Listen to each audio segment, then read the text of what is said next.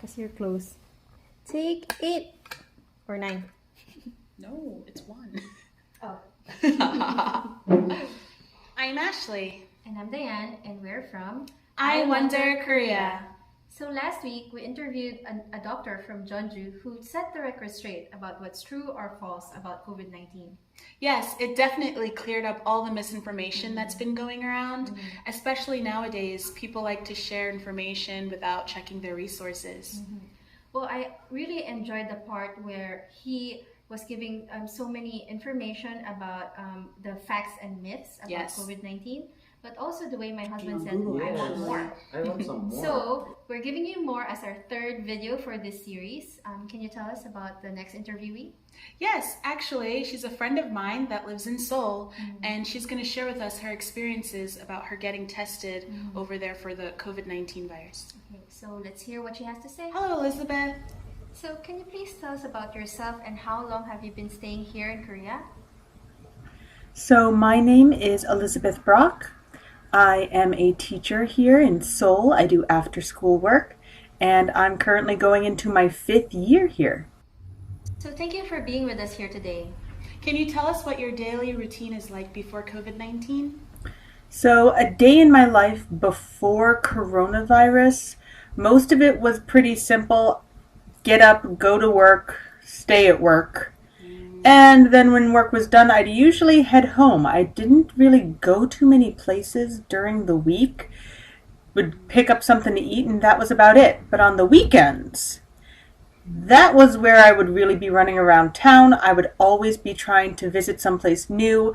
I'd be downtown at Gyeongbokgun, all the palaces, Insadong, any place that I had been told was, hey, this has got some interesting history. So I was always exploring. And yeah, really just meeting with friends, going out, seeing what I could see. So what has changed for you living in Seoul after the coronavirus outbreak? Yeah. So the biggest change in my lifestyle since coronavirus has really become a thing, the biggest one would be wearing a mask.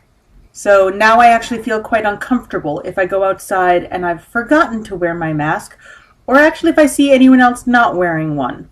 It's just a common courtesy. It's polite and it honestly makes you feel a lot better to see everyone doing that.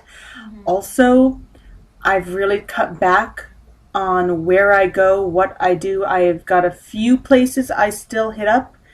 Friends who run restaurants, things like that. People who I know I could support because they're not getting a lot of business right now. And I am actually still working. So for that, I still have a little bit of leeway. I get out still, but if I am in public and I can separate myself a bit more, I do. If I see everyone sitting over there, I'll take a seat on the other side. And on the few times when I have forgotten a mask, I will go, okay, nobody is way down there. Let's move myself way down there away from everyone else. Overall, though, there hasn't really been anything like what I've seen in the United States, where it's just a panic shut-in. For me, it's been a lot more just, okay, how can I be sane about this, and how can I just focus on getting what I need done and support people that I can in this time? Exactly. Actually, that's true. Here in Korea, it's like common courtesy to wear a mask. Yeah. I mean, it's not because, it's recommended that you wear it by the CDC, but it's also just like plain manners, right? Yes, yeah, definitely. So it's true that there's not a lot of panic here in Korea. That's true. And can you tell us more about your events leading up to getting tested for COVID-19? So the events leading up to getting tested, I really had just started to feel a little bit off, had all of the symptoms of a cold, having a runny nose, sore throat, coughing.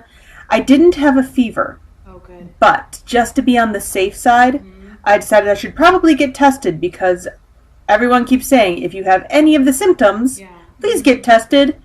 And to do that, I got in contact with a friend, actually. She was the one who helped me through this. So can you go into more detail about getting tested for the coronavirus? Yes, we're all quite curious. So what happened when I got tested? The first part was just getting in contact with them. There's actually a couple of lines that they keep advertising around Seoul saying if you show any of these symptoms, please call these numbers. And they actually will talk to you and say, okay, we're going to get in contact with the health officials and they will work as translators. And I got mine on the phone after about 3 to 5 minutes. The first couple times I called, it was just packed. I couldn't get through, but I just kept on calling back a few more times, and I did eventually get through, and it didn't really take very long at all. They contacted them, said, hey, we're translating. They asked me for my symptoms. I gave it to them. They said, have you been traveling? No. Have you had any contact with anyone who has been diagnosed? No. Basic things, and they said, well, it doesn't sound like you have COVID, but just to be on the safe side, how about you go get tested anyway? And they said, where you live? Gangnam. They actually sent a text to my phone. I'd given them my phone number within a couple minutes. And they said, here you go. Here's the closest place for you to go. Please go there. Wow. And so I was like, all right, I can do this. Got up, went to the place. It was only about 5 minutes away. It's on my block. Okay. And when I went there, there was a little sign that pointed me over towards where there was a little white tent just outside the door. And so you go in there and you sit down and they're like, oh, you're here to be tested. Yes. And again, they come over with their little, they're all suited up, and they came over with their little tests. They did a test for my ear to see if I had a temperature. I never do. They did 2 swabs, one for your nose, one for your mouth. And I mean, the throat swab doesn't take too long. The nose swab was kind of annoying because they do go up in there. But then they asked me same questions. Who have you been in contact with? Have you been out of the country? Who have you, seen or had done? What are your symptoms? And again, they were like, okay, this is fine. Go home, please. Wait, and we will send you your information, what we've got. And I came home. And actually, when I was there wasn't a long line, anything like that. I'm not sure if I was just in an area that didn't have a lot of people testing, but I was pretty much the only one at that point. So, went home, stayed inside, and later, about, 24 hours, I guess, I had gotten a little text saying, nope, you're negative. And that was it. I didn't have to pay for anything. I have insurance, but it wasn't needed. It was just, oh, here's somebody who might be infected. You said that the testing was free. Ashley, how is it in the U.S.? Well, hearing from nurses back home and those that are in the medical field, I heard that they are scarce. The tests are scarce there, and when people do get tested, the turnaround time for the results are very long. Pretty long. Yeah. Just to get a context, you're from New York, right? Yes, New York and Florida. I'm familiar with both of those states. But yeah, I don't know how much it would cost. I'm not sure the cost. Yeah.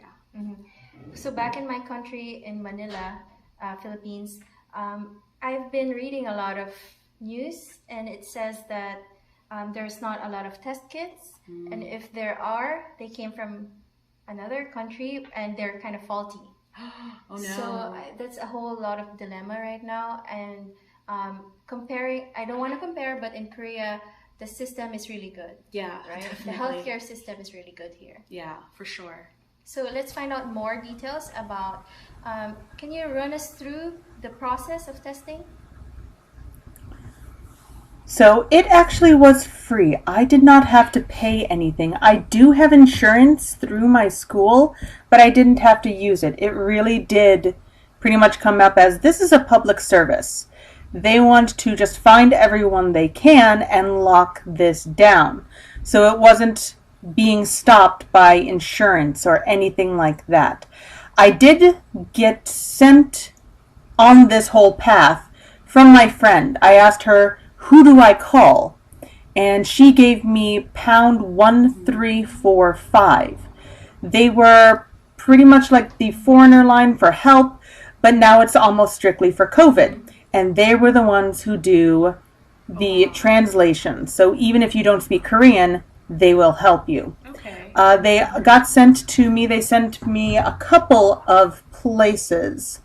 Give me all of a second and I'll actually give them to you. So they told me, 4 places. They said that I could call Yonsei Hospital, Gangnam Bethro, Gangnam Nanuri, or Gangnam Hanai. And they sent that to me along with all of their phone numbers. And I went to the one nearest me and just said, okay, great.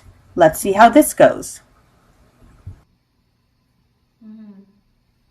Wow. Okay. Another good insight is that there are spaces in the hospitals. They make space for you, right? Yeah. I mean, well, she said this is before the more outbreaks came along, but still, it's very detailed. Yeah. Right? Yeah, exactly. Can you go into more detail of how you felt at the time?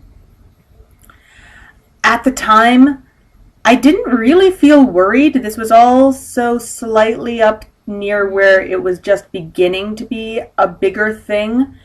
And it's not in me to panic.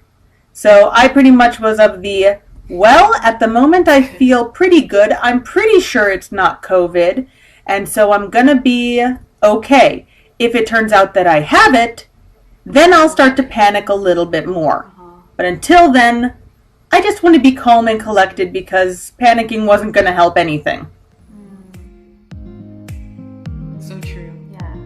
I think that's one of the most important things you need to do. Exactly. Stay calm, check your symptoms, have your tests, stay home.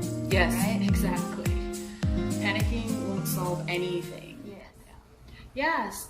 Do you have any final messages or tips for our viewers? Any final tips? For me, my basics are just be sensible. Don't go out without a mask. Wash your hands. Don't go partying. Essentially, just try and minimize. It's not rocket science, and don't freak out. That always seems to be the thing that I see that people have the hardest time with, is that it would be easy. Maybe sometimes it's fun to try and ramp things up, blow the proportions out a bit more than they themselves need to, but it doesn't really help anyone else. So I try to just keep everything as calm and easygoing as I can, and then if something worse comes up, I'll deal with that as it happens, but I try to keep everything as simple as it can be. And that's my advice. Don't go crazy, just moderation. Moderation in all things. It's a very good motto. Well, thanks, Elizabeth. We're so glad that your test turned out negative, and we hope that you stay safe over there in Seoul. And I hope to see you for Seoul Comic Con when all this blows over. Hopefully it blows over before August. Yes, and well, thank you very much for giving us very eye-opening insights on how it is to be tested for COVID-19. Yeah. So up next, after this series, we have another one, so please watch out for it. Yeah, I hope you stay tuned. And please subscribe to our YouTube channel and our Instagram. Yes. Thank you. Bye. Bye.